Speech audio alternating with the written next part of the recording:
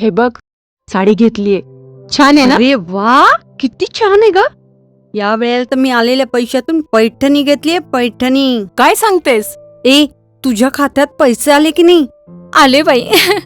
माझ्या खात्यात तर ना 1,500 रुपये आलेत. अरे वा, आणि तुझ्या? आलेत की. तुझ्या आले नाही नाही का? फॉर्म भरला नाहीस की काय? नाही. काय हो भाऊजी? भाऊजी, काय वहिनी आलो. काय हो भाऊजी, तुम्ही वहिनींचा फॉर्म नाही भरला का? फॉर्म? कसला फॉर्म?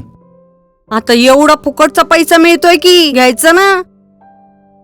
मला सरकारने दिलेले 1,500 रुपये नाही, तर मला माझी आई, बहीण, बायको आणि मुलगी स्वतःच्या पायावरती उभी राहून स्वावलंबी कशी बनेल हे खूप महत्वाचं वाटतंय.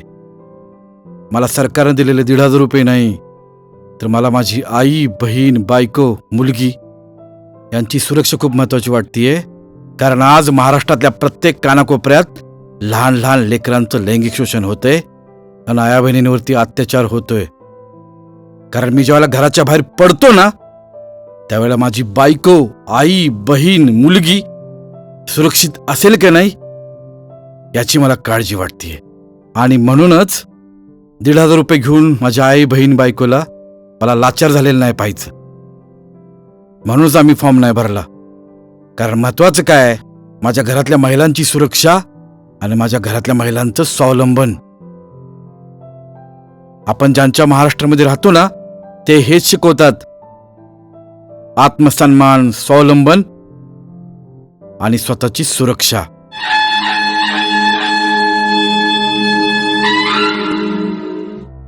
₹1,500 नादात इतक्या महत्वाच्या गोष्टी आपण कशा काय विसरलोत ग?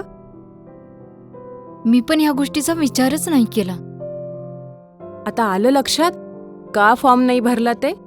कारण मला माझी सुरक्षा महत्वाची आहे. तसेही आपले महापुरुष काय सांगतात? स्वावलंबी जीवन जगा. हो, अगदी बरोबर आहे बघ तुझं.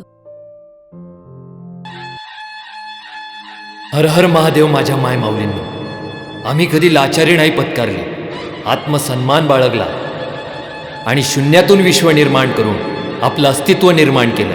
आणि तुम्ही काय करता? निदान आपल्या राजमाता जिजाऊ माँसाहेब यांचा तरी आदर्श घ्या.